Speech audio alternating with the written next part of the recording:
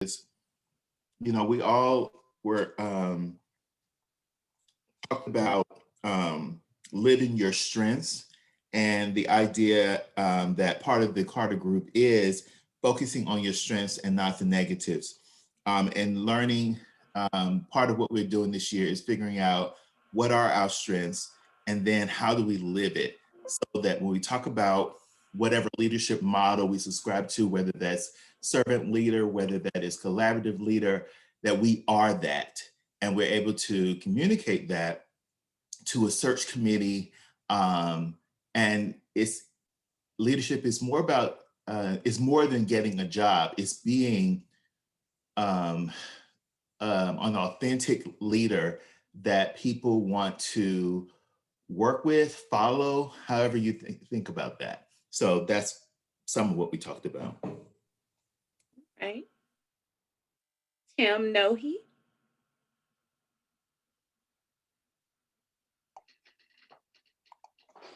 There we are.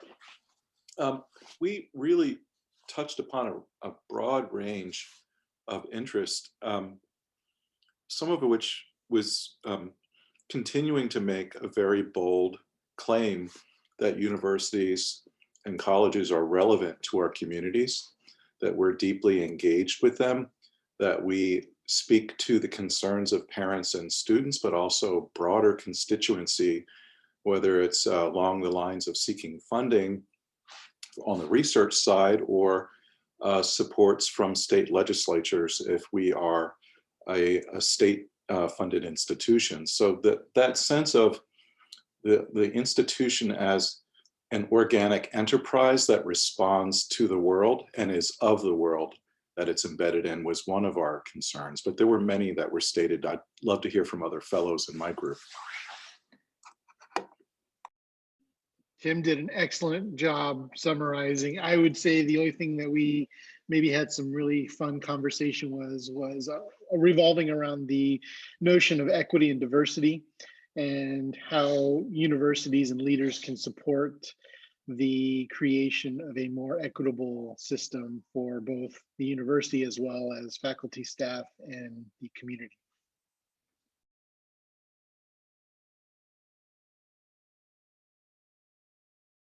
Melanie, how about you? Hello, everyone. So our group discussed what are the things we really want to learn in the year. I think everybody comes from their own perspective, their own background. They summarize what they have been doing and what are the questions they have. So each of us consider, there's a certain aspect of the higher ed, or there's a certain aspect of our own style that we want to look into. And we also noticed that we can learn a whole lot from each other in our group and in this cohort. So did anybody discuss particular leadership traits that you are looking for in a mentor? So are you asking me or the whole group? No, just the whole group.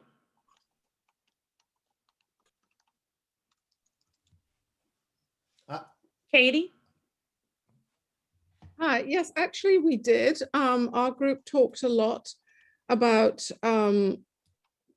what sort of access and what sort of institution we wanted to go to and what we wanted from the people that we would be mentored by. And we had I think, a really good conversation about how important it is to have innovative leaders who are also willing to share their time with you as an ACE fellow to show you the ropes, if you like. So that was something that was very prevalent in our conversations.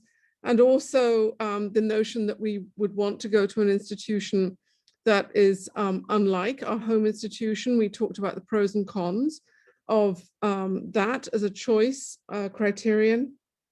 And we also talked about how we should be in our interviews, that we talked about the necessity of being direct, don't beat about the bush.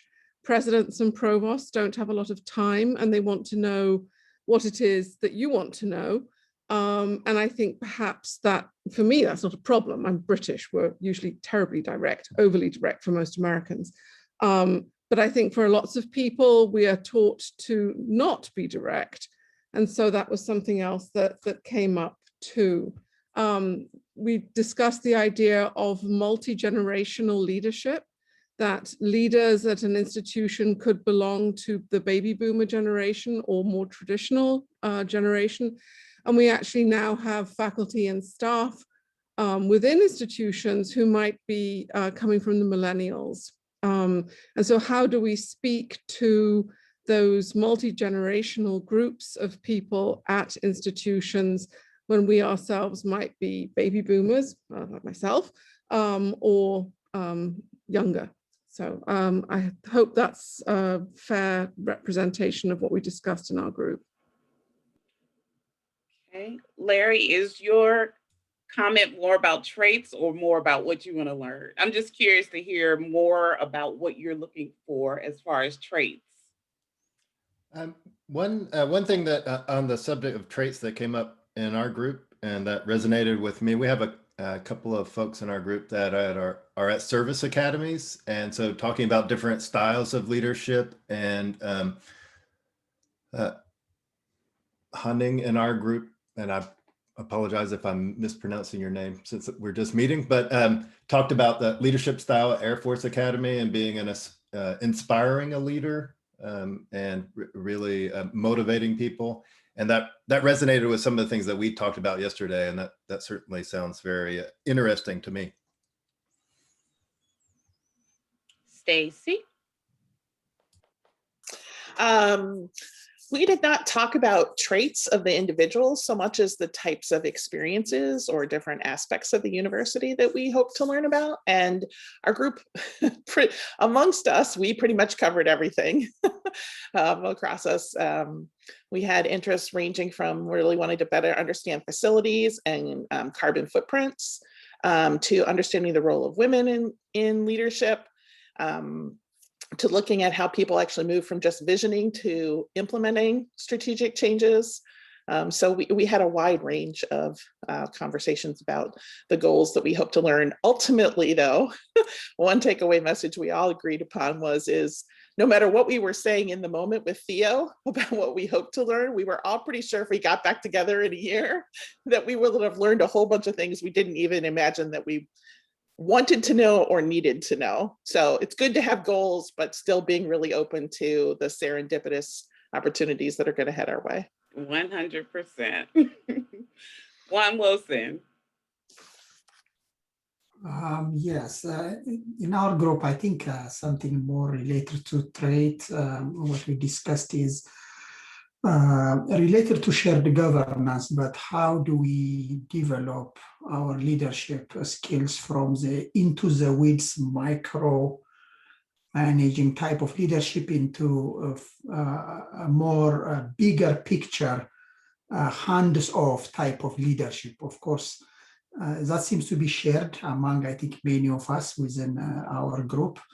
But of course, we are also, from my point of view, I would like to learn, and I assume for our group as well, is into a more adaptive type of leadership, right? So many of us may have a consensus builder type of shared governance leader, but when we are in a crisis phase, as we all saw in COVID-19, you may have a different adaptive leadership style, more of into, safety of the campus, or into, how do we fulfill our academic mission with limited funding, things like that. So really more or less under the shared governance umbrella, that's something we wanted to learn, is how do you learn hands-off leadership generally. Ian. I was in Stacy's group, so you can add your own. This is the random finger of Nita on Zoom. She did such a good job. I don't know if I have much to add. There was some talk of, well, let's see, Jason and I both talked about wanting to learn more about how to do implementation. I've done a lot of work involved in strategic planning across the institution. I'm kind of an ideas guy.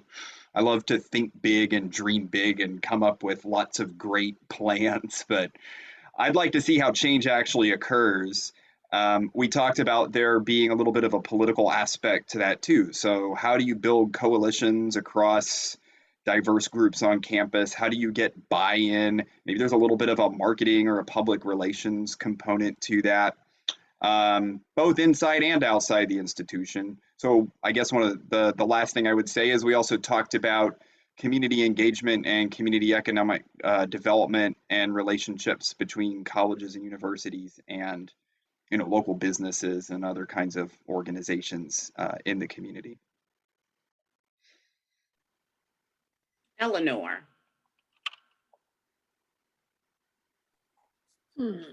Let's see, what can I uniquely contribute here? I think it was interesting that in my group, we actually focused a lot on, I guess, what I would call the knowledge-based competencies we want to get out of our placements, the things we want to learn from different kinds of institutions. And then we talked a little bit about the leadership traits that we have and what we'd like to get. And a lot of it was around, what kind of leadership qualities help you make change and help you push that change down and across an organization. All right, we will take a few more before our other colleagues join us. So how about Emily? One of the other things we talked about was more on the personal level, where if we are, emerging leaders in an institution where we might be in a numerical minority, whether it is, women leader in a Catholic institution or a person of color in a predominantly white institution, and maybe a first-gen person in an elite institution, right? How do we navigate those leadership spaces, not just for ourselves, but also for advancing institutional goals about, equity, justice, and anti-racism? Diana? Yes, we also share that we want to know that behind the scenes, what is happening before making important decisions, how do the leaders prepare for this moment of change. That was really interesting. And also about this enrollment, what is happening. There are some changing in the demographic, as Stacey mentioned it. So it was really interesting, or it will be really interesting to know how the universities are dealing with these situations, because this is changing. So this behind the scenes was really something that we really want to know. Reggie? I think it's been said. Katie did such a great job. Let me see what I could add. We re-emphasize selecting a president that is giving of his time more so than the prestige of the institution. We should not automatically assume that a small school's president can give up his time, because they tend to have presidents that are required to do more tasks than others. But we should not have grand illusions that the largest universities will be able to give up their time. And so we're going to rely on inside information that ACE has available to us, or our SAGE. We are going to look at when we decide where to go, whether it's an institution similar to ours or something very different, so we can get a different experience, as was expressed. I think that's all I can recall that wasn't already said. So that is a perfect segue for us to begin to conclude this session. And so as we are moving forward kind of month by month, Sherry and I decided that we would, let me open it, do a few more of these open sessions to be more useful. Some of them will be targeted. Some of them will just kind of be about whatever you all bring to the table during that discussion. So the July session, we will talk about maximizing the fellowship. So this will be kind of a catch-all conversation for kind of how do you do those things as you move on your host campus. I tentatively put the dates in for the virtual opening retreat. We'll come back to that. And I will send you all these later so you don't have to worry about focusing on it. The August session will be about pretty much how to start your fellowship. Like, you know, I'm new here. How do I integrate into the host community, the host campus community? So we are taking into we're hearing you all, and so we will start kind of filtering some of these things into our conversations, into our meetings, into our correspondence. Um, Sherry, did you have anything to add before I move to the next not situation? Lord, I can't talk.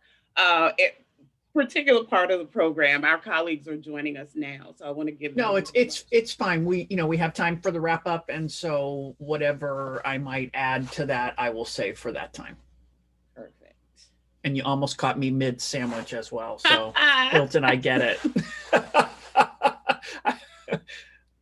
So I am going to try to pin them to the start just for Carrie. But our colleagues who are joining us, can you begin to introduce yourselves? So I will start with Kenya. Good morning, everyone, or good afternoon there. I'm Kenya Ayers-Palmore, and I serve as president of Tarrant County College and our Northeast campus. I also lead our work for the district in revolutionizing our student experience. I just want to say what an honor it is to be here. I'm looking at sages who completely inspired me, class of 2015, 2016. Best class ever. Sorry, Sherry, had to say it. I'm delighted to see you and Nita, and congratulations to all of the fellows. Boy, I'm happy for you. Congratulations. And you all know Lowell, but Lowell, wave again to everybody. And Gary. Good morning or afternoon. I'm Gary Crosby. I currently serve as Vice President for Student Affairs at Alabama A&M University, which is located in Huntsville, Alabama. Kenya, I have to apologize to you, but the class of 2019-2020 is the best class, the most resilient class ever. Certainly want to congratulate you on this journey. Make the most of it and don't be afraid to stretch beyond your comfort level. Look forward to engaging with you all. Jackie. Hi, I'm Jackie Osayed, and I'm the Chief Academic Officer at the American Society for Engineering Education. And I'm from the class of 2008-2009, also another wonderful class. Congratulations, you are really off to having a magical experience this year. And I agree to really think about pushing the boundaries and explore different mission types of institutions, explore everything and anything as much as you can, because it's through that those lenses, and you make connections that really are so powerful and transform your understanding of leadership. So congratulations. And Nick, we briefly got to you the other day, but introduce yourself to the group and tell them how they will be seeing you later. Sure, no problem. Hi, Nick Santilli again. I'm with the Society for College and University Planning. Did my fellowship in 03-04, and like every class, another wonderful class. So happy to re-engage. I have a couple of connections to the fellows now. I'm also on the Council of Fellows Board of Directors. So I'm one of the individuals that helps with programming and things for annual conference and some other activities for fellows, and all of you become a member of the council upon your completion of your fellowship. Also, Nita and Sherry have invited me to give presentations in the area of integrated planning. So as your workshops unfold over the course of the year, you'll see me delivering some content for you. And part of the conversation around integrated planning, what it is, how it can help fit into the work that you do as a way of looking at a campus, as well as understanding the importance of systematic integrated planning as basically a tool, a toolkit for Agile administrators. So I'm really excited about the Agile Administrators Project, because we, at SCUP would suggest that planning is one of those competencies that Agile administrators need to have. So thanks, Nita. And the other Juanita. Hello, everyone. It's so good to see all your faces. Congratulations to this class, new class of fellows. I am so excited for you. I hope you're ready to be transformed. Lean into this experience. This is going to be amazing for you. I am, again, Juanita Cole, the original Juanita Cole. Class ACE Fellow, class of 2019-2020. I had the pleasure, I think my other fellow was on the call too, Gary Crosby.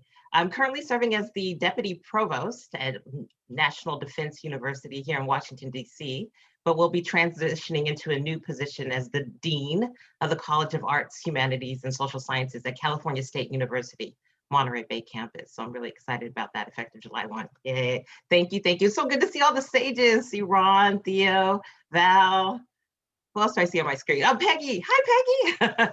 So good to see all of you. I can't stress enough how important it is for you to lean into this experience. You will get out of it what you put into it. You want to make sure that you maximize the retreats, even though they're virtual, the networking opportunities, as well as the campus visits that you may have. You definitely want to take advantage of all of those things. You're going to learn so much. Be open, be humble, and you will definitely have an amazing experience. So thank you for having me today. So my buddy, John Marks. John, introduce yourself and let them know how they will be seeing you later in the fellowship year. Hey, Nita, there are like 1 million of them. How many are there? We have 50 altogether. How are you possibly going to keep track of them all? Good morning, or I think it's morning for everybody, afternoon, some of you. My name is John Marks, and I am currently the faculty advisor to the provost for academic planning at Aggie Square, which is the new innovation campus that UC Davis is planning and about to start building in Sacramento.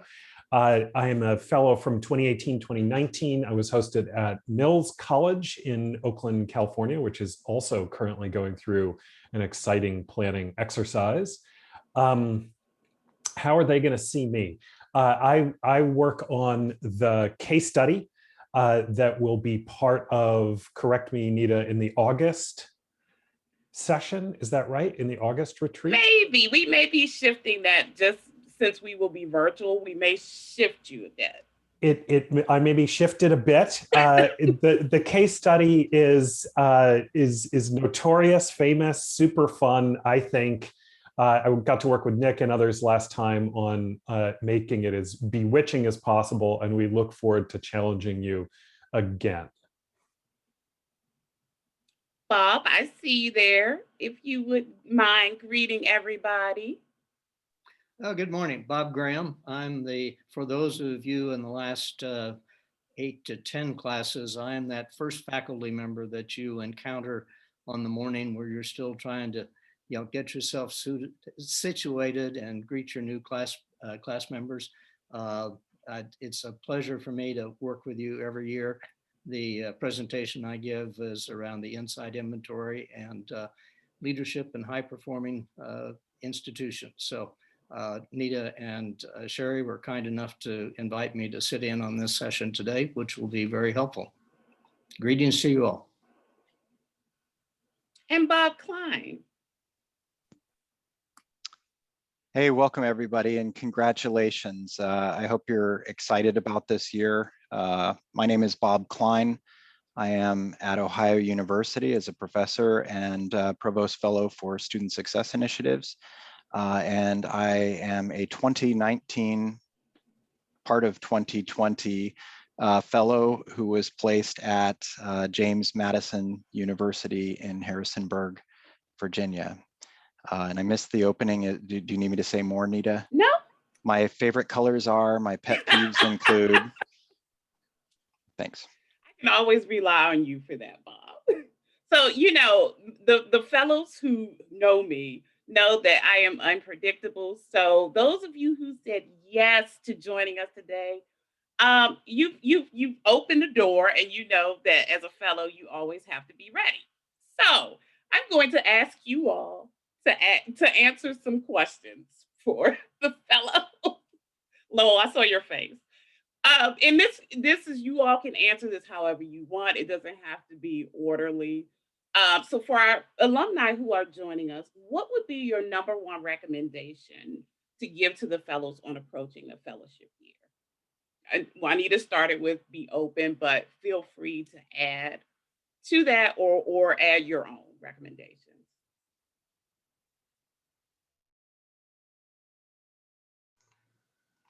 I can start. Okay. I took the planning pretty seriously as far as creating your schedule for the next year, and really thinking about your the goals that you wanted to accomplish. And then, hey, we're educators, so I actually recommend thinking about, if this is the goal you want to achieve, what would be the type of experiences that you want to be able to have in order to achieve those goals, including all the things that are available to you. So including projects, working with your mentor at your campus, including the experiential learning that you'll have as far as traveling individual visits and cohort visits. And actually, I also thought about, how am I going to prepare myself? So for example, I was going to shadow my mentor is President Maria Clave at Harvey Mudd College. And so when I was thinking through, what does that mean? I was thinking like, okay, so I'm going to shadow someone. What does that mean to shadow, right? And so I actually gave myself a pilot with the president at Elma College. I'm from Michigan, so it was close by, and she was a fellow, and I actually spent a day with her to understand and ask her questions about shadowing someone who wasn't my direct mentor. So I did that early in order to prepare myself for ramping myself up into understanding how to navigate my own self, but also the same thing with the goals. And so I really took the idea of a learning contract pretty seriously in order to plan that out. And I added things as I learned, because you won't know everything that's available to you, and you're going to have different insights. And then also I took it like capturing the information. I also had a plan for that, where with my mentor, I would send her a weekly email synopsis by email. And then monthly, I would take those weekly paragraphs and send it back to my home institution. And then I just did that regularly, because you could do that on the way. Not that you're gonna travel like that right now with airplanes and stuff, but at the time you could just do it in your downtime. It was, I believe in experiential learning, so reflection is a really critical point, but kind of ramping it up. I had weekly that I would send to my mentor, and she would respond back. She would know what I'm doing, and then monthly back to my home institution. And in the end of the year, I had these reports that I put together that went into, with my learning contract, went into my report that I gave back to ASEE. And so that's kind of the plan, that how I put it together. And so I recommend that. I think I just was able to get so much out of the experience, but also be able to reflect and document it in order to be able to look back at it, to be able to pinpoint some of the lessons that I learned. The last thing my mentor asked me to do is actually write essays. So first she wanted me to capture all of it. Then she asked me to write essays, which I'm an professor of engineering, you know. So writing essays is not something I do all the time, but she had me write essays about what are the things I learned and how did it transform me? And I liked it so much, I wrote like 10 of them, right? I was going to do 1 or 2 and I loved it. And I included that. So those are all things to think about as you approach the year.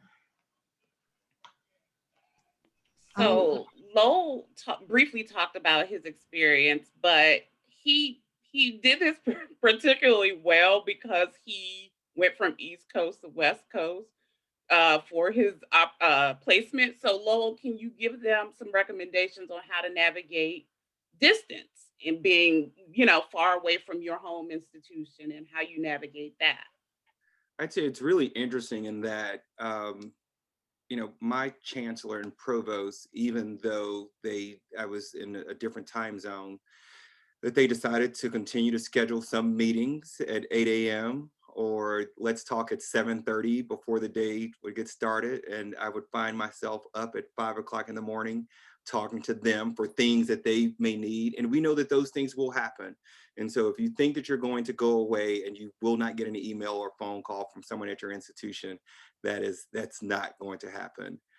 I'll say this, and this is a very different kind of nugget than what Jackie probably has shared. You know, you need to befriend the chancellor or president's chief of staff and their administrative assistants. They control their calendars. And so if there are meetings that you want to go to or things that are happening, I would sit down with the chancellor's administrative assistant and she would go over his week with me and would say, hey, this is what's going on. Can you go to this? Can you go to that? And if there was something that I couldn't go to, she would either say, I'm not sure you can go to that, or let me ask. And I think that it's not a political move, but it's honestly, I think that's the best way that you will be able to get the knowledge that you're trying to gain, is by really befriending those individuals and helping them to know what you are also trying to get out of the fellowship. I also spent time in various units, and that was the chancellor at UC Davis asked me to do that. And so I spent a week with the athletics director. And these are Gary May's words, that accreditation and athletics are 2 things that will sink my presidency. So you need to be aware of those things. So even though you may want to go in and learn from the provost and learn from the president, you know, he was really good about, you go and spend a week with the athletic director, go and spend a week with my vice chancellor for development, in which at that time UC Davis was in a silent phase of a $2 billion comprehensive campaign. I actually spent a week, UC Davis has a medical campus in Sacramento. And so I spent a week over in Sacramento with the vice chancellor for, I believe, health affairs. And so I would encourage you that even though you are working with the chancellor or the president, to really broaden your horizon a little bit and make sure that you spend at least some time with other administrators, you know, that are on the campus. And people, you'll hear your other classmates talk about this project, and some of them will say, well, I don't have a project, or I'm not doing a project. Don't really take that to heart. I mean, the contract, do the project and do the work. The project I did for the chancellor at UC Davis, they were in the process of hiring a chief diversity officer. And he took my project and handed it to the chief diversity officer.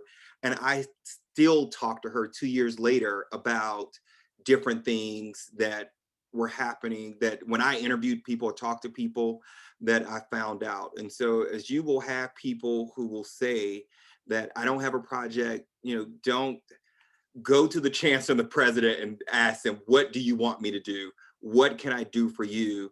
What is a project that you probably can't really lead, or someone in your cabinet can't lead? but people are more likely to talk to you because they know you're out of there anyway. And so you can get some information and some details that someone who's on the ground every day will not be able to do. So take advantage of your role and use that so you can learn as much as you can. But also, I'm going to say this, guard your time. Many of you are going to give up your family if you decide to go from East Coast to West Coast. There is a 3-hour time difference. And so make sure that you continue to communicate with your loved ones that may be back at home, and that you take the time to kind of stay in tune with what's happening. We were going through a leadership transition at my institution, and it was, you know, to say that I'm going to detach myself from that was just really not going to happen.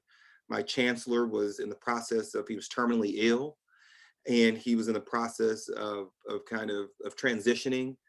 And there were a lot of changes, and we were in the process of hiring a new chancellor. And to say that I'm not going to detach because I'm on this ACE fellowship was honestly not realistic. And so people will tell you to go, you know, don't worry about this.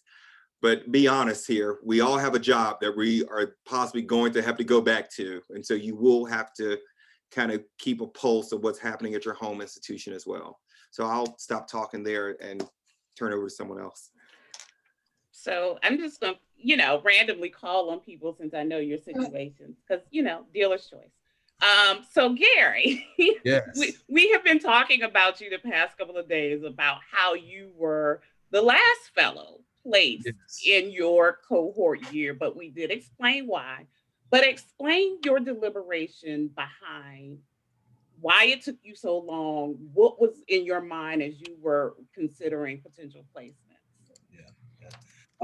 Just to clarify conversations that you all have heard or comments, I was the last fellow placed by choice. I had we told them that. I had offers, but Nita, I want to thank you for calling me in at this moment. It's okay to be a serial dater. Fit is important. It's okay to be a serial dater in this context. Fit is important.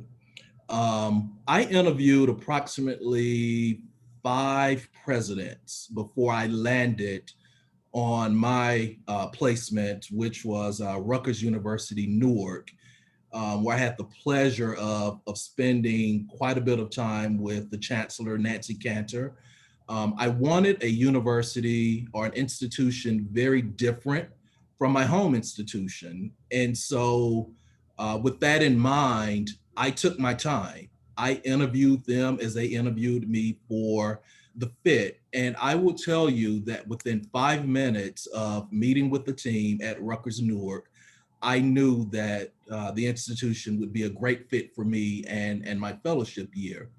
For several reasons, the shared governance, the anchor institution mission, labor unions and things that you have to work with there, everything different from my home institution, right? I never thought in a million years that I would have an opportunity to return to New Jersey. So I'm glad that I landed where I did, because I'm planning a transition to serve as the 8th president of St. Elizabeth University, which is in Morristown, New Jersey. But for my experience at Rutgers Newark, you know, I don't know if I would have this opportunity. I learned a lot about the state, about higher education within the state of New Jersey, the political players and those that can get you hemmed up if you decide to work there in the state of New Jersey. I want to go a step further and just share my experience at Rutgers University, Newark, and pull from what Lowell mentioned about befriending that assistant. I would bring coffee and donuts and flowers to the assistant because I knew that relationship was very, very important. And within 2 months of me arriving on campus, the executive assistant gave me access to the chancellor's calendar so that I could see which meetings I wanted to go to and make the request. And so with that access, you know, I had an opportunity to engage with people internally and externally. and attend meetings that will benefit me in my new capacity as president-elect of St. Elizabeth University. I also want to encourage you to use this as an opportunity to network. I can't begin to tell you the amount of feedback, valuable feedback I've received from my sage, Chuck, who's on. Chuck, I hope all is well. But I crossed over into other groups, and I've spoken with Ron, and I've spoken with Val. And so use this as an opportunity to enhance your network, and stay in contact with people that you meet during this time, because they'll help you. If you want help, if you need help, if you don't know which way to turn, they will in fact help you as much as they can. And I can attest to that. I've called Ron up, I've called Chuck, I've sent emails, and I've had conversations even to this day with my mentor at Rutgers Newark, and all valuable information, and still strengthening me as a leader. And so my approach to the fellowship placement is one, of caution, but above everything else, I wanted somewhere that felt good to me as a fellow, and I did not go wrong with selecting Rutgers University Newark. This is a dual-pronged question for Kenya and Bob K. So you all had mentors who were mentors to multiple fellows. How did you create a relationship with them that was either built on the foundation created by other fellows or very different from those relationships? Let's go with Kenya's first. So I would say the first thing is, as a part of the interview process, Dr. Couture asked me on the phone, what are the gaps in your preparation? And I was like, wow, who asked that? It just was such a profound question. I had done all this research on her, and I was prepared to answer all these other questions and wow her with my knowledge. And then she asked about me. So it said a lot about sort of who she was. And then she said something even more interesting, which was, if you choose to come here, as though I were doing her a favor, if you choose to come here, we'll fill in the gaps in your preparation. And so that's how we started our dialogue. And then when I went there in person, we were meeting for breakfast. And let's say breakfast was at 8.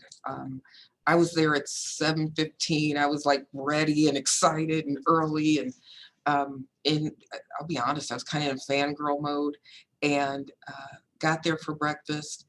And she walked in, and she has this kind of personality. She lights up a space, right?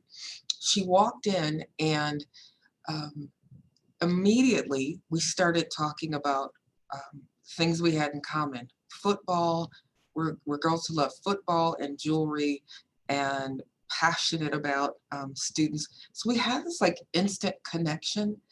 And I would say that we both are people who believe in abundance and not scarcity. So I never felt like I had to fight my way to her. It was readily apparent. They kept trying to give me a big office, and I'm like, nah, I'd rather take this tiny one that's in the Chancellor's Suite. I just wanted to be in the mix. This goes back to what my colleague said. I heard Jackie talk about humility. It wasn't about that I needed a big space. It was that I needed to be there to be a sponge, to soak up everything. And so, I mean, you build when somebody walks by you every day and stops and you chat. And I love what Gary said about, we shared, and people would be surprised by this, right? Because she's probably still is the highest paid woman in higher ed, but she was like making cake pops and bringing them to people. And so we bonded over just food and family. And we both love dog lovers. I mean, it just was easy because we were able to be authentically ourselves. And then the last thing I would add to that, in terms of carving out a space, Lowell made reference to, I think it was Lowell that made reference to the idea of being on your chancellor's calendar and getting to know the chief of staff. I started with her before she hired her chief of staff. So I had already established the need for access. Don't be afraid to ask for the access you want. And every president or chancellor or whomever is different about that. But because we had talked about these gaps in preparation, when I sat at Dr. Couture's cabinet table for the first time, she said, this is Dr. Ayers, and within the next couple of years, she will be a college president. And she told her cabinet, make sure she has access to everything she needs, which really opened the door. So that when her chief of staff came on, he followed suit. He made sure that I had the kind of access that I needed. And to Lowell's point, we weren't raising $2 billion, but at an institution that hadn't raised funds in 20 years, she walked in the door and said, we're going to raise $1 billion. And there were 3 of us in the room that laid out what that campaign was going to look like. So that kind of access is essential. And I'll stop there. I could rave all day. Clearly, I had a great time. Okay. Yeah, it's hard to be asked to speak at an ACE thing because you're surrounded by so many brilliant and intelligent people with so many different amazing stories. It's so much better to listen. But I'll do my best here. And I do want to comment on Gary's comment about looking for that fit. Actually, Gary's going to be the star of the new Bachelor, the ACE edition, and the president is going to get the rose at the end, the one he chooses, I think. No, I served as, or I got to the privilege of being with John Alger at James Madison University. And John, I was John's 5th or 6th ACE fellow in a row. So the institution was kind of used to the idea of an ACE fellow. I didn't have to do a whole lot of education of the institution, whereas some of my colleagues had to constantly ask the question, or answer the question rather, what exactly are you doing? What are you here for? I had to do more of that at my home institution, educating them where I was going, that I was not going on sabbatical, that I was not going to leadership camp. But when I was being interviewed, to Kenya's point, one of the questions that I was asked, you know, I guess I showed up in sponge mode and I wanted to learn and be a part of everything. And but John asked me, or President Alger asked me, what are you going to give back? You're going to spend a whole year here. How are you going to impact this place? Because I'm investing a lot here, and I believe in you, but I'm interested in knowing what you're going to give back. And it's something I hadn't really prepared. And I guess sometimes my humility makes that not a question that I can have an easy knee-jerk response to. So I would encourage you to think in advance. What do you have to offer in general terms, and how can that fit into a rich learning experience? And just before I move on, because I do have a question of Bob G, please take into account that the fellows are not providing you with their experience so you can say, okay, good, I'm going to add that person to my fellowship. This is just for them to explain to you how to navigate the fellowship, how to interact with your nominators, your mentors in that process. So please don't look at this as, oh, I need to add that institution to my list because just a cat. Nita, may I say one thing? Sure. Thank you. I was just thinking, as I heard Bob speaking, that you also asked about sort of the other fellows. I was the second fellow that Dr. Couture had taken on. The first was Joe Bertolini.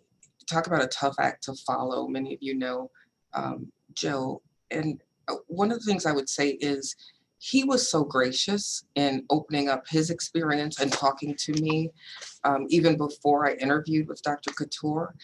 And now that she's had several fellows, we are a fellowship family. So still, years later, when things happen, she gathers us. We connect and we reach out to each other. So that there's never been any kind of competition there. We read each other's CVs. We help each other when opportunities come up. So that's been a gift as well. So Bob Graham, You were integral to assisting ACE develop this partnership with the Bishop Foundation, but these were working medical doctors. What advice did you all give to them on how to navigate the demands of their job and maximizing the ACE fellowship? Uh, Probably not terribly different from what I'm hearing folks talk about today. Just quickly for the background of folks, because most of you have come through the fellowship after the Bishop Fellowship ended. This was an effort on the part of the discipline of family medicine within the medical college to prepare individuals to become deans of schools of medicine.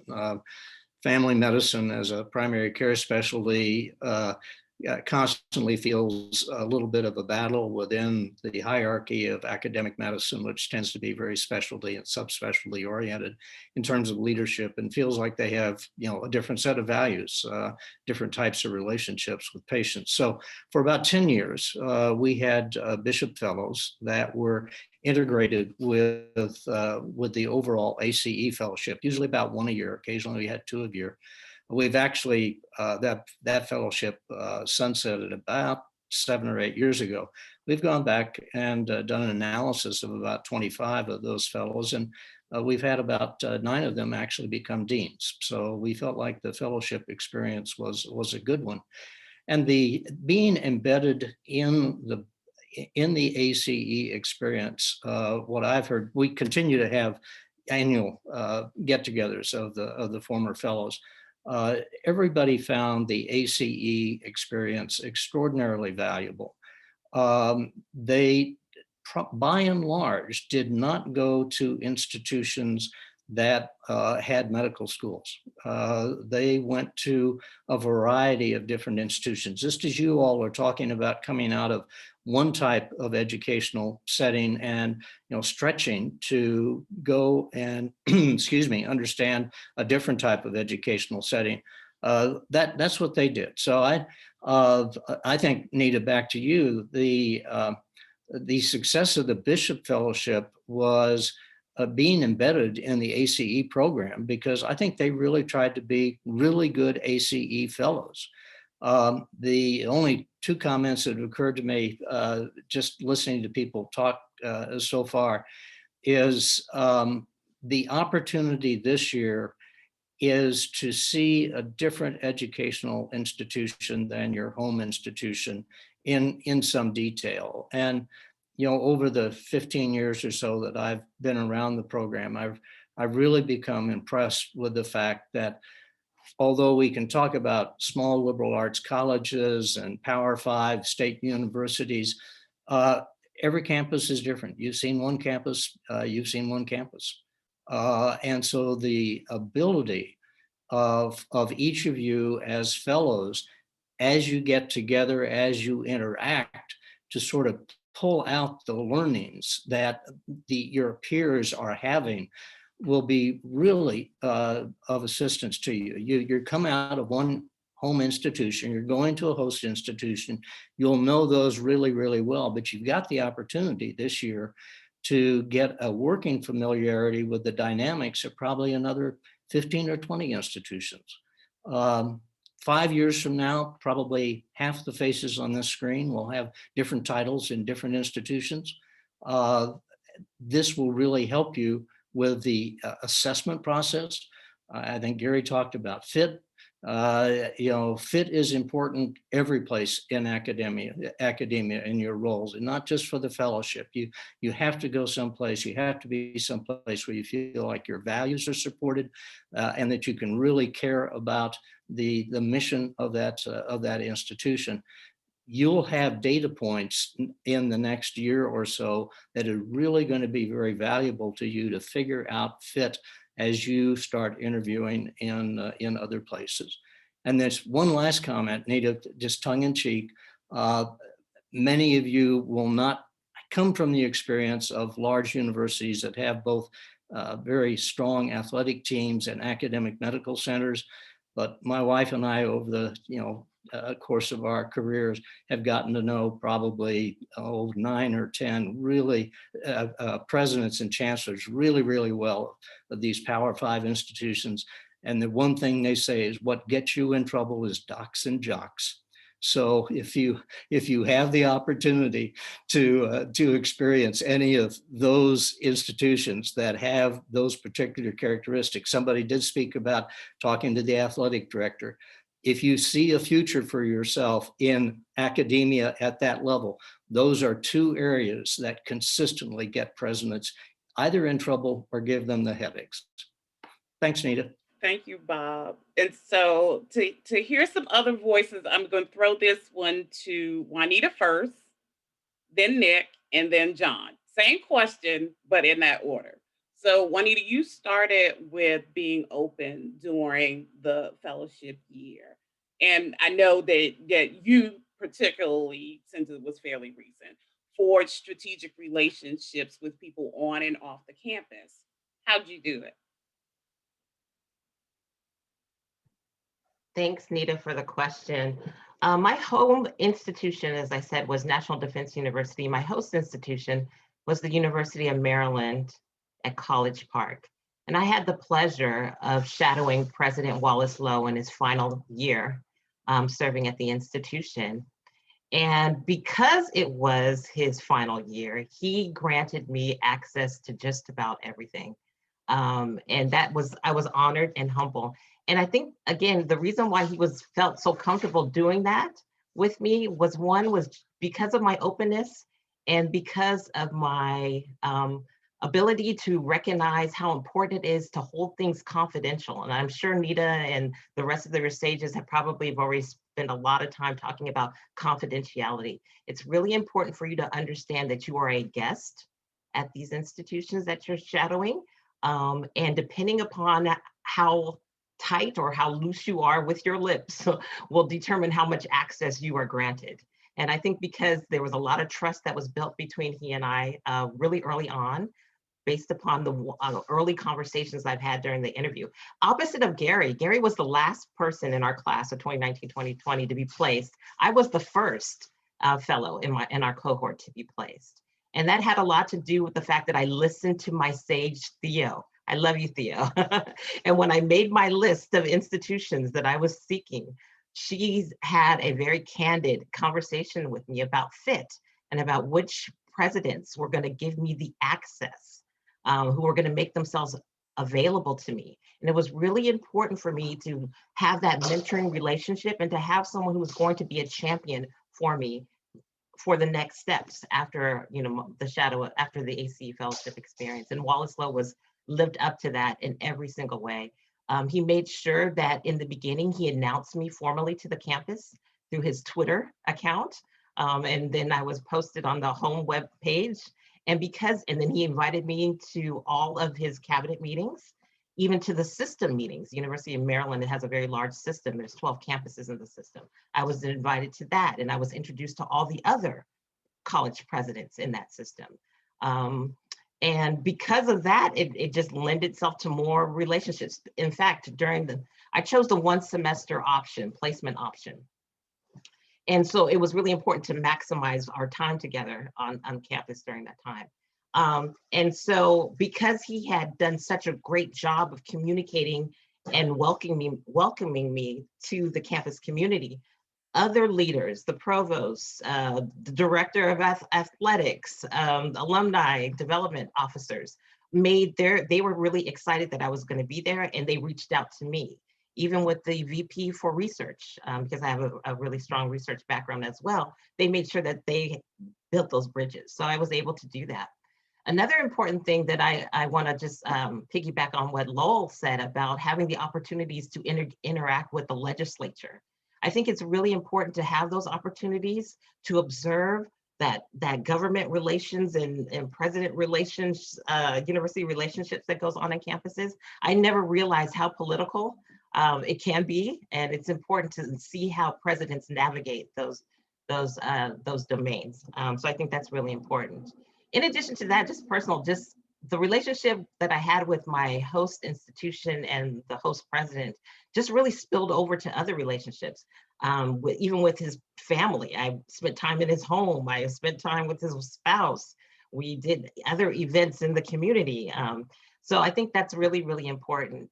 So I would just want to just say, be strategic, be humble, make sure that you are holding things close hold, so that you can have that trust, and then that they will build even further networking opportunities for you. Nick, I'm going to hold you up just for one quick second. Bob had a rejoinder to Juanita's trust issue. Oh, no, I totally support Juanita. Juanita, you don't have trust issues, but I do want to raise the point, because I absolutely agree with you that holding things close is important, and it has a lot to do with building trust. But my experience, and everybody's experience is different, right? My experience was that while I was able to build up trust at the institution level, some of this depends on the personalities and background of the people you're working with. In my case, my president was a lawyer and a very risk-averse personality or leadership style as a result. And while I would say I had his trust, I would also say that his personality set guardrails on the extent to which he was allowing people to observe or interact. So I would be careful about not tying too closely or correlating access with whether or not you're doing a good job building trust. So I just wanted to bring that up, because I think you got great access, Juanita, and I think a lot of it had to do with trust. So it's a case of necessary but not sufficient. So. Okay, Nick, sorry about that. Not a problem. No, not a problem at all. Just a couple of things as I'm listening in terms of maintaining connections.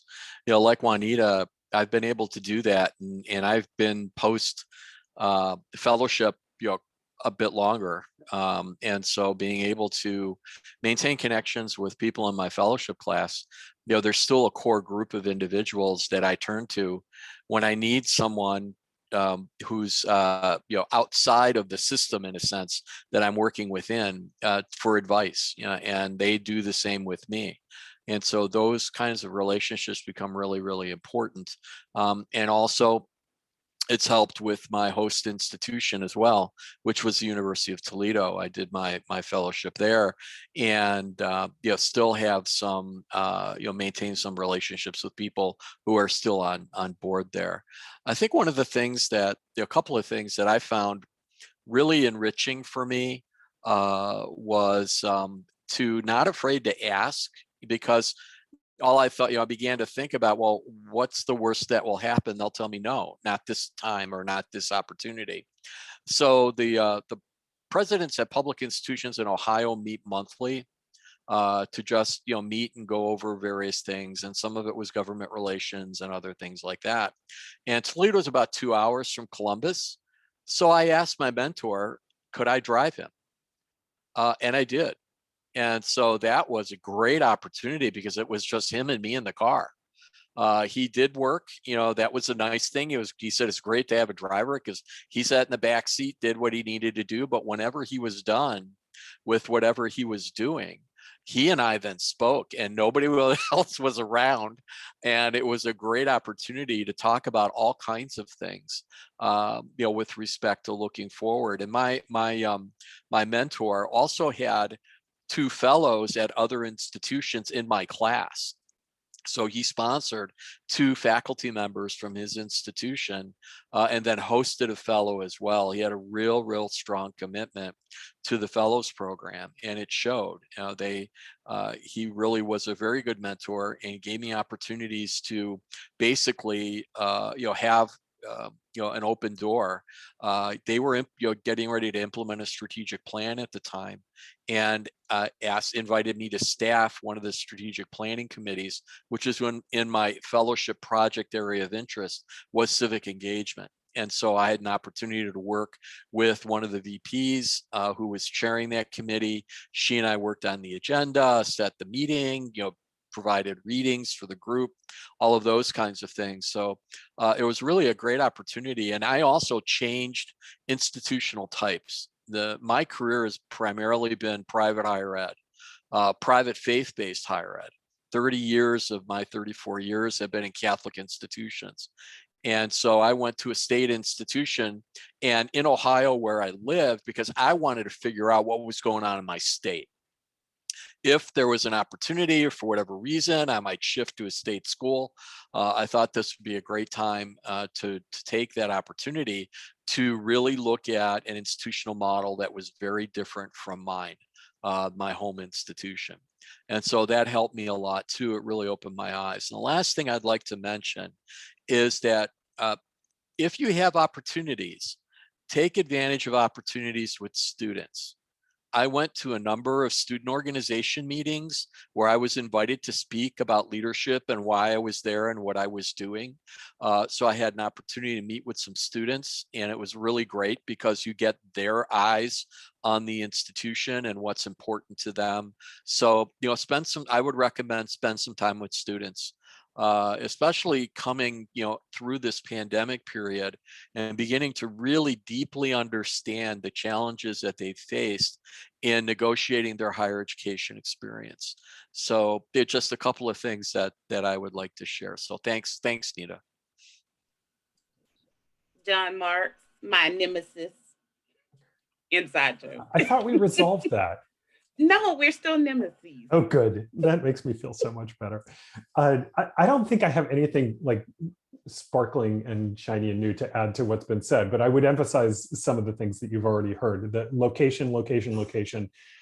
My office was a very cold and dark space that just happened to be right next to the printer/Xerox machine that was used by the president's office, CFO's office, and the development people. So they all showed up right outside my door, and that was pretty huge. The staying in touch with people, I also agreed, that seems super key. I just had a conversation with one of the more interesting consultants who worked with Mills the year I was there last week, and those relationships are gonna, I suspect, pay dividends that I can't quite track. And then just something Nick said and about asking questions. I didn't know, I guess I knew the question asking was a skill, but the ability to practice it felt really important to me. And asking questions that allowed people to feel like they could open up. Bob, my president, was an attorney as well, much less risk averse, as you could tell by the institution she ended up heading. But figuring out how to ask questions that would lead her to expand was something that took a little bit of practice. She was super open. I don't mean that she was not, but just finding a way to direct the questioning into places that would produce new stuff that would get her and anybody else off their sort of regular spiel. Was something that I felt like I got better at during the fellowship year and has been helpful to me since then too. So we have a few minutes left, and I do want to leave you all, the fellows, current fellows, an opportunity to ask a few questions before we conclude. Just a lightning round for my alumni. What would be your number one trait? Just one word. You only get one. One word trait of what you would be looking for in a mentor.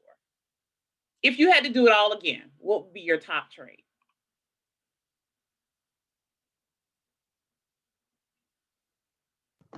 I'll start. I would say a champion. That's my one word.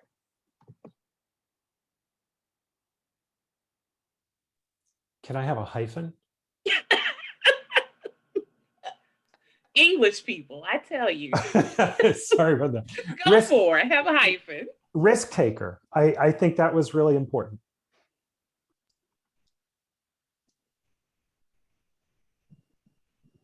Low.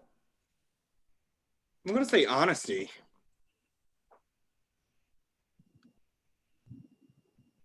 Miss Kenya. Game changer. Jackie. Mentor. Bob Klein. Authenticity. Nick. I would say accompaniment. I really think about this as, and again, it's the role he plays a mentor, but recognizing that it's a shared experience. You're going together, and you both bring something to the relationship. So it's a relationship of accompaniment. New President Crosby. Innovator. All right. Well, thank you all so much for joining us. And I do want to, I know we have a few minutes left, but do any of the current fellows have any questions of our unwitting panel? See, don't ever answer Anita email with a yes. Ooh, flip the script in a second. You can use the hand raise feature or just jump in.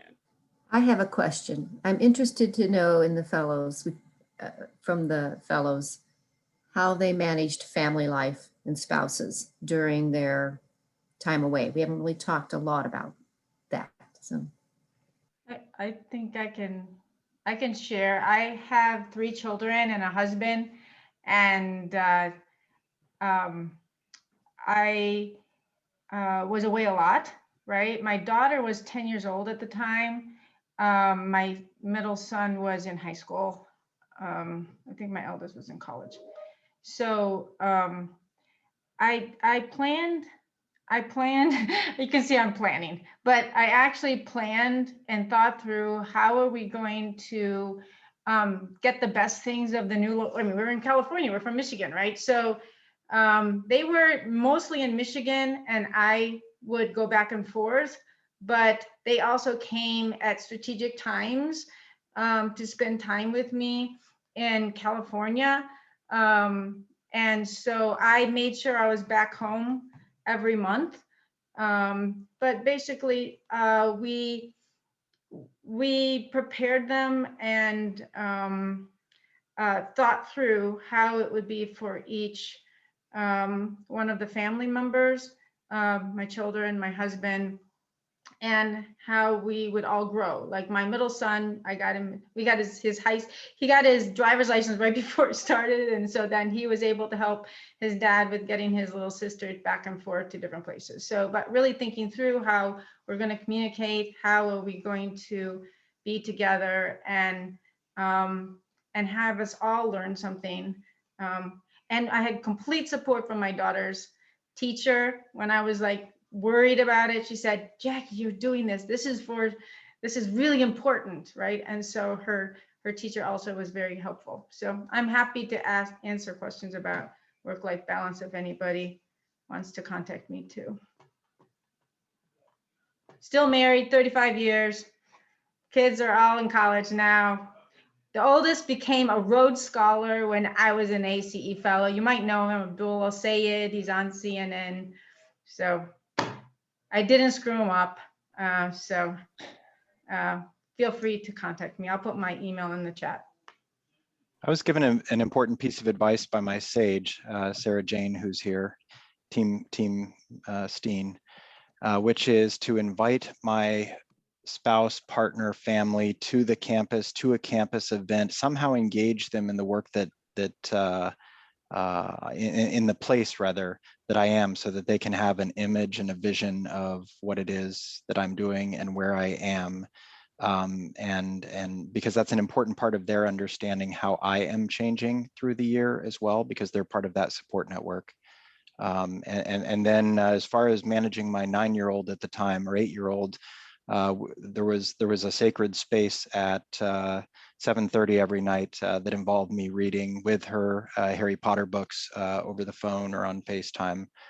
So sometimes you just have to declare that there are sacred spaces in your calendar to make those connections and keep them. And I'll just add, tack on to what Bob was saying about those sacred spaces. I'm married 25 years, 2 sons. And at the time, my 14-year-old just started his freshman year in high school. And teenagers don't want to hang around you anyways, but I made it a point to make sure that they would attend the football games with me and other events. I think there was something that was going on with Jim Henson, and there was a celebration, the creator of the Muppets. And so I made sure that they attended that as well. But I instituted a practice of what I called the first Fridays. So every first Friday of every month, my son and I, it would just be my son and I, not my husband, we would go out and do an event. We would do, this is of course pre-COVID, we would go to the movies, we would go kick the soccer ball in the park. We would make sure that we just had that time with each other, and that made a huge difference.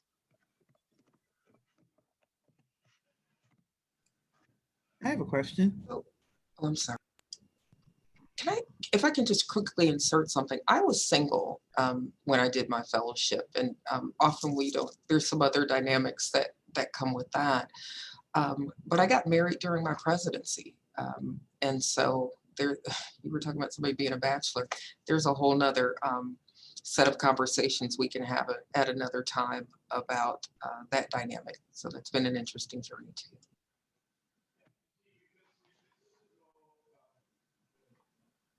Time for one more question. I have a question. What were your self-care practices during your fellowship year?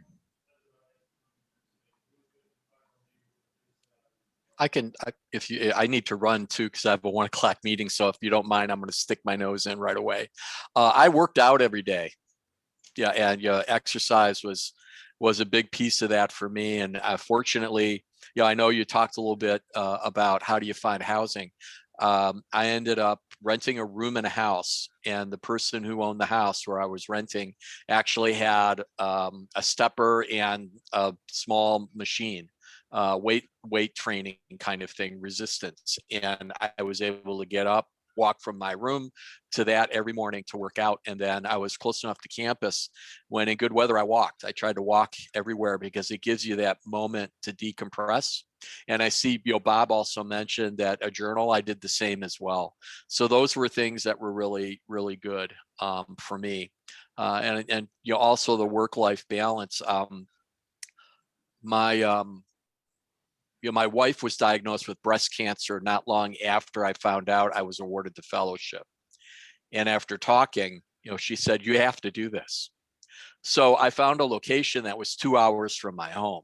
So it was easy for me to commute. It was just a 2-hour drive between Cleveland and Toledo. And so that worked out well. I had a son who was a senior in high school and doing all the senior in high school things. Were really, really great opportunity to stay and do things on the weekends at the university for the fellowship, but also easy to travel home when I needed to and felt I needed to. And here I'm staring down 40 years of marriage here in May. It'll be our 40th anniversary. So you can make this work, and it can. And it's the partnership is not only with your placement, but it's with your partner as well. And so that was something that was really, really important. And unfortunately, I have to run because I have to run a listening session for a strategic planning committee. So I'll see everyone again soon. So take care. Good to see you. Bye, everyone. Bye, Good to see you, Nick. All right. Well, I am not going to leave those 2 minutes open so that we can run over, but please join me in sincerely thanking our colleagues for sharing their time, their wisdom, and just being offering to be resources for you now and during the fellowship year. So I will also share, for those who are missing the email addresses, I'll share you all's email addresses after the fact so that people can get in touch with you. So thank you. Thank you, Nita. Thank you, everyone. Thanks, Sherry. Thanks, Nita. Bye, everybody. Val, thank you. Thank you, Nita. Thanks, Sherry. All right, Sherry, the floor is yours.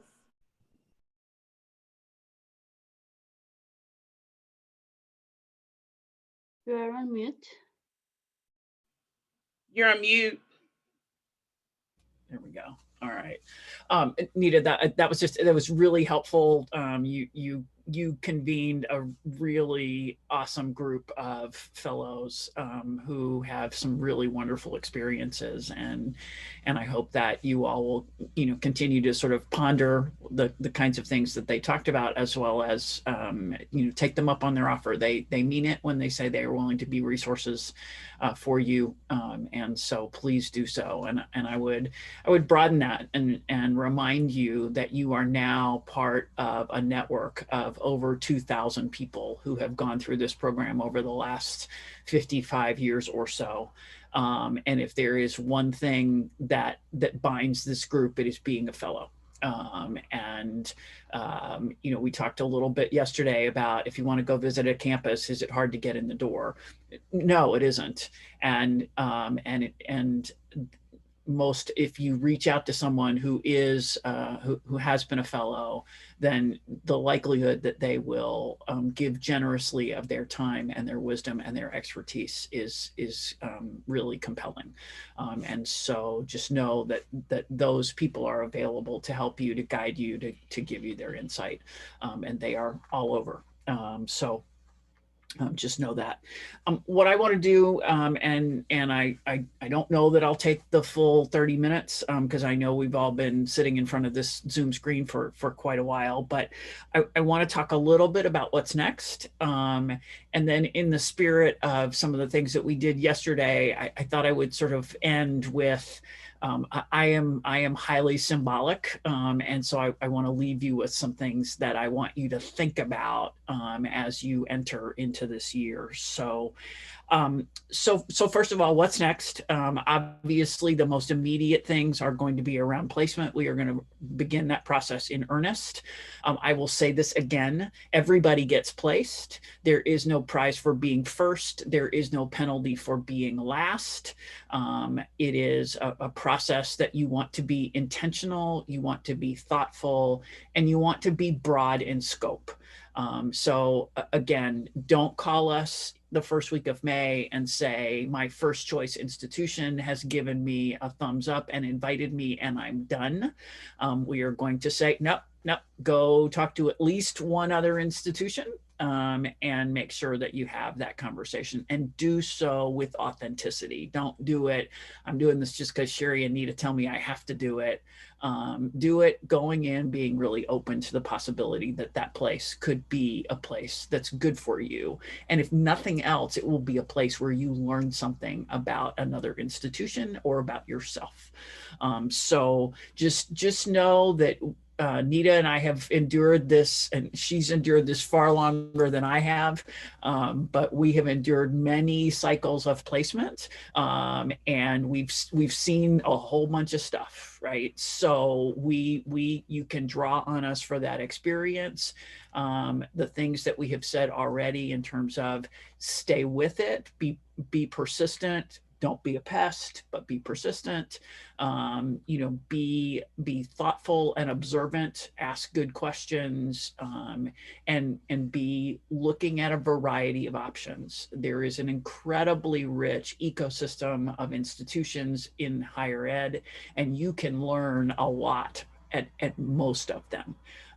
So there is not, you know, this limited set that is good and everything else won't be.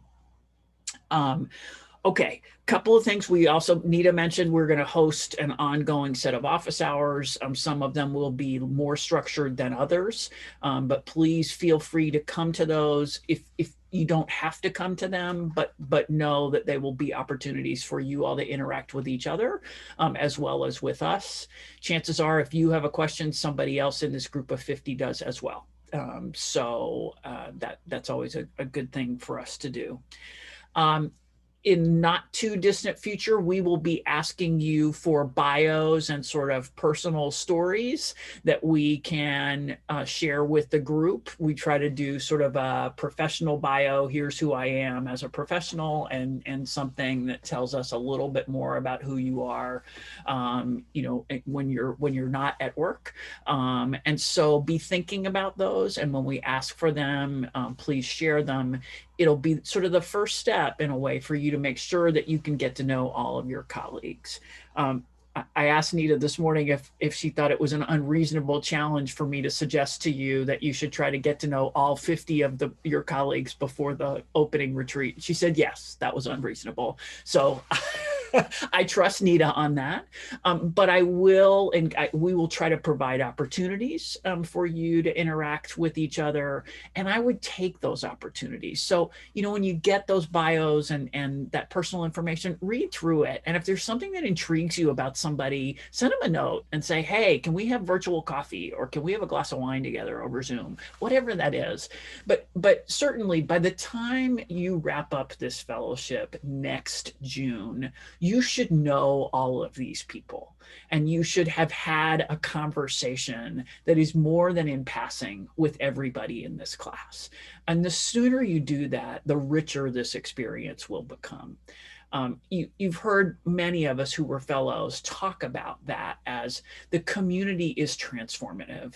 And I will, you know, I was a member of a class of 36, and it still happens today. If any collection of us gets together, we spend at least 30 minutes going through where all 36 of us are. Right? Who's seen whom? What are they doing? Wait a minute, who is the person we can't think of? So it is a group of people that you will come to see as a community, and as a network and a group of friends. And so the sooner you build that, I think the more valuable the entire year will be. And that's particularly true because we're starting this out virtually.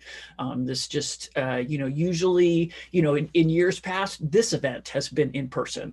And, you know, for 2.5 days, we spent the time together and, you know, and got to know each other. And we've had to do that virtually this time, and we will have to do that virtually in August. So just know that will make a difference.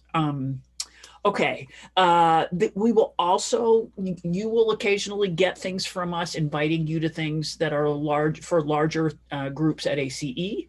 Take advantage of them if you want to. Don't feel obligated. We'll let you know when you're obligated. We'll let you know when it's mandatory and you need to be there. And if we send you something else, it's because we just want you to know about it. If it looks interesting, join us. And so just know that that's on the list. Last thing is just a little bit about, you know, just the logistics. I just need to remind you that there are 50 of you.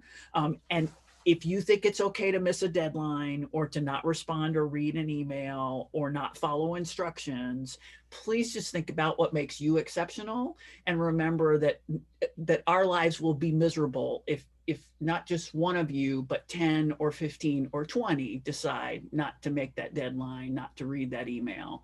So we try not to be, we try really hard to be reasonable in those expectations and give you plenty of time, but we really need you to do your part there. The other reminder is, guess what? We've been doing this for a lot of years, and Nita's been doing it for more years than I have, and there will not be much that can surprise us. We have seen all kinds of stuff. And so, you know, please run the red flag up when you need to. If something is worrying you about a situation, let us know. And just we will be there to help navigate those things, because we've done it before. I would also just say again, remember that you will now or soon represent 3 organizations. Okay? Your home institution, your host institution, and ACE. And so, you know, as you go forward through this year, remember that in everything you do, you represent those 3 institutions, and that's an important thing to be thinking about. I would say, you know, be mindful that you can either build bridges for future fellows or you can burn them. And we've seen both. And so I would ask you to build them rather than burn them. We have institutions that simply will not host a fellow until there's probably been, you know, until all the people who were there when somebody was there are gone, because it was just a bad experience. So, you know, please be mindful of that. So, okay. I think that's all of the sort of logistics stuff. Before I sort of dig into some of this other stuff, do you have questions about any of those things?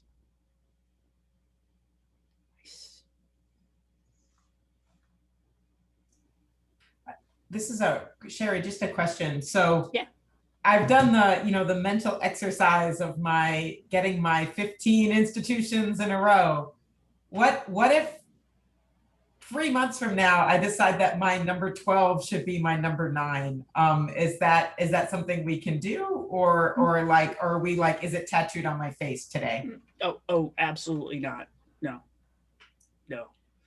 So I hope you all saw the attachment that I sent yesterday with the kind of screenshots of how to navigate that. So what I will use is the high, medium, and low feature of that portal, because there's just no way to say this is my number 1 or my number 2 or my number 9 or my number 12.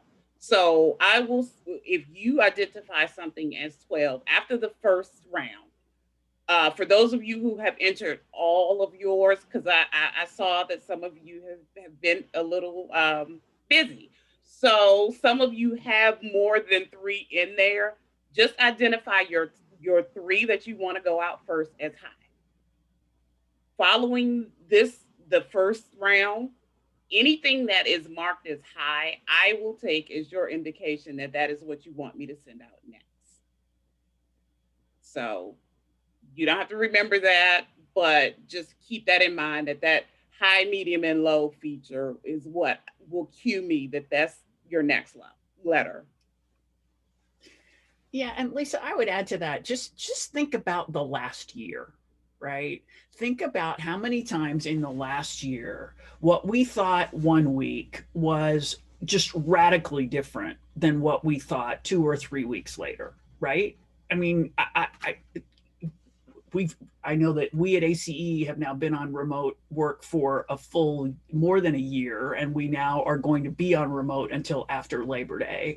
And I remember the day that I got the announcement that we were on lockdown for 2 weeks, and I thought, oh my gosh, right? So just remember that when you think, well, gosh, is something tattooed and on my forehead? No, because that's not the world we live in anymore. And maybe it never, in some ways, maybe it never was. We just thought so. But think of this as a year of learning and adaptation, intentional learning and adaptation, but learning and adaptation. So if something changes, reflect on it, learn from it, and adapt. That's an important piece. Natalia, I think I see your hand. Yes. I have a question about that placement platform. So there is also the tab there, which allows you to rank free high interest institutions, and you can.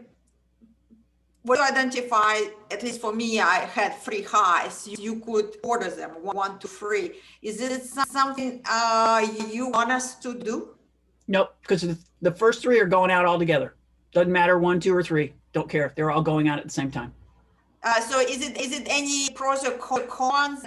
I worked on that particular. I think it's fellow placement tab to order them. So is it? No. So if you ordered beyond 3, it will be helpful to you as you go forward. But the first 3 are going to go out at the same time. And just let me, I added this in the chat, but just let me clarify or restate or whatever. Please do not enter your information in the portal until or unless you have already had your conversations with your SAGE. Okay? So if you have entered information into the portal and you have not met with your SAGE, please remove it, because we will check. So just an FYI. Yeah, trust but verify is one of the things we're pretty good at. So, okay. Stacy, you have a quick question? I do. I wanted to ask about, once you have a placement, what are the internal and external processes about sharing that information? Because there was the embargo about being fellows. So how do we share that internally so we can congratulate one another when they do have a placement? Do we wait for the president at our host institution to say something before we tweet it out? What are the policies around that space? So yes, Nita, I think we don't really have a policy on that. I mean, because it's the embargo that we provide is just announcing your fellowship. So we don't really provide an embargo on announcing your fellowship. We do provide a sample press release, I think, to placement institutions, but yeah, and in I would the just say, absence of something, you use your discretion. You all are all professionals in that sense. So typically, what we have said, if it's not in the New York Times, use periodical of your choice. Right. So if somebody gets placed and they want to share that in the Slack channel with us in our cohort, that's absolutely okay. Fine. Okay. Right. But I would not do anything more public than that unless the ink is dry, right? Unless you have a confirmation letter. Right. Sort of like you would with a job, right? Don't be telling anybody except your best friends that the job offer's on the table until you've got a signed contract. So, yeah. Thanks. Okay. Dana, your question, you can audibly say it just so that others, in case they missed it in the chat, can hear your question. Can you hear me okay? Mm-hmm. Okay. My question was if you two had any thoughts about choosing an institution where the president has, where the president has a career in where they haven't had a career in traditional academia, for example, industry or government. I think it's an interesting learning experience.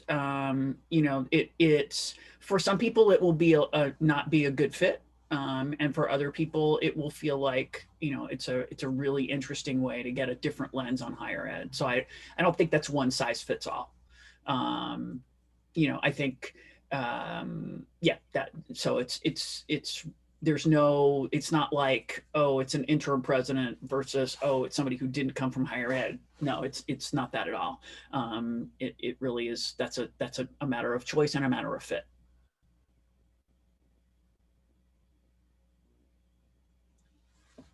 Okay.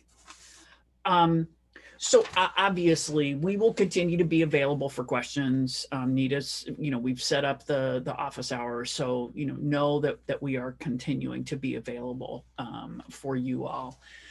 What I just wanted to wrap up with, I know, as I said, I think to the group yesterday, we may have made you anxious, saying that, we expect this year to be challenging in terms of placement. And that is true. But I just wanted, I think one of the ways I hope you'll start to think about this next fellowship year is that I would say that, the events of the past year, including, questions about and challenges to our democracy, a series of incidents that are manifestations of systemic racism and the differential experiences of people in terms of safety and belonging and opportunity and justice, and the COVID-19 pandemic and the pain and the stress that has created for individuals and families and communities. All of those have created, what we have talked about as sort of unprecedented challenges and change for institutions and our leaders. They've had to make decisions with limited information. They've had to make decisions in rapidly changing environments. They've had to come to work when most of them they're telling us they are burned out and exhausted, and trying to take care of themselves and their families as well as their colleges and universities. And now you're going to be fellows at some of those institutions, and at those institutions, as they really begin to address what I would say are the longer term implications of those events. Hopefully most institutions have gotten out of crisis mode in this space and are beginning to think about that longer tail. But certainly you are going to be fellows as they really come to terms with those things and try to figure out what that means. And And so, I think you will have an opportunity to observe and be part of conversations when, institutions are asking themselves, how have we contributed to these problems? Or at a minimum, how have we been complicit or just standing on the sidelines while it happened? What is our role in addressing them? How do our missions and visions and values guide what we should do next? I think you will see institutions that say which of our traditions and practices should be maintained or adapted, and which of them need to go because we have discovered that they are ultimately problematic in some way. So I think that you're going to see these institutions and these leaders at a really incredibly rich and still difficult time. And they'll be doing all this while they're still navigating significant financial issues, right? They are all, many of our institutions are talking about the challenges that they have in enrollment and expenses and other kinds of things. So I think I wanted to say, this is an incredible opportunity for you all as leaders to come in and be part of and observe and learn in this space of what I think is going to be transition. And I'm hopeful. When I talk to people, I have a sense that there has been an authentic reckoning and acknowledgement of some of the problems that higher ed is part of. And some of the things that make me most hopeful is when I talk to institutions, people are realizing that change doesn't have to be glacial in higher ed, right? That we actually can do some things quickly and effectively and not and have it actually work pretty darn well. But I would say, it's that hope isn't going to be enough. You are going to be part of communities that really need to lean in.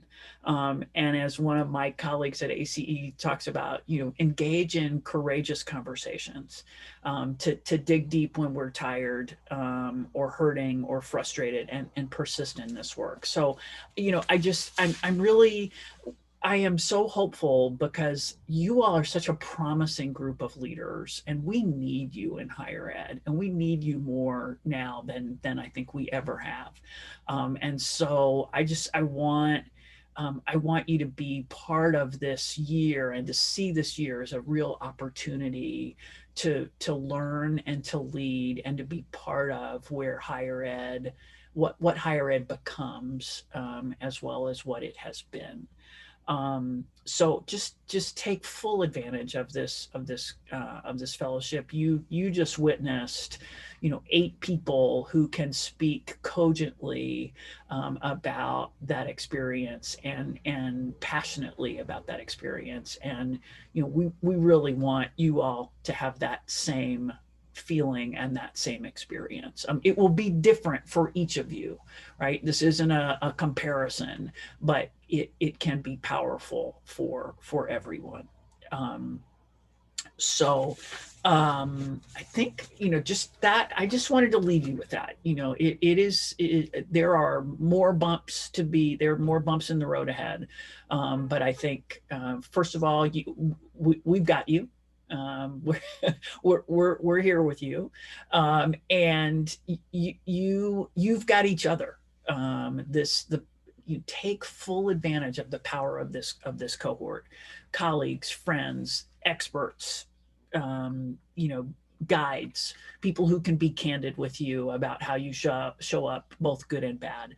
And so just know that this is an incredibly powerful way to learn. And that's one of the reasons we're so committed to this work. So with that, Nita, do you have anything? I do not. Else? I think everything has been communicated, at least right now. I am going to follow up with an email with the schedule and the Zoom information, as well as the information from the panelists for today and the recording. But the one, I will add a final piece. Please, please, please, for the sake of the gray hair that grows out of my scalp, if we send an email making a request or the sages, please do your best. I understand commitments and challenges of schedules, but please do your best to be responsive to those, because any delay creates a delay on the back end. So I promise you, we are just not giving you deadlines for fun. They are generated in a way so that we can execute behind the scenes processes that take a little time. So I do ask that you be responsive as best as you can in that respect. That's it. All right.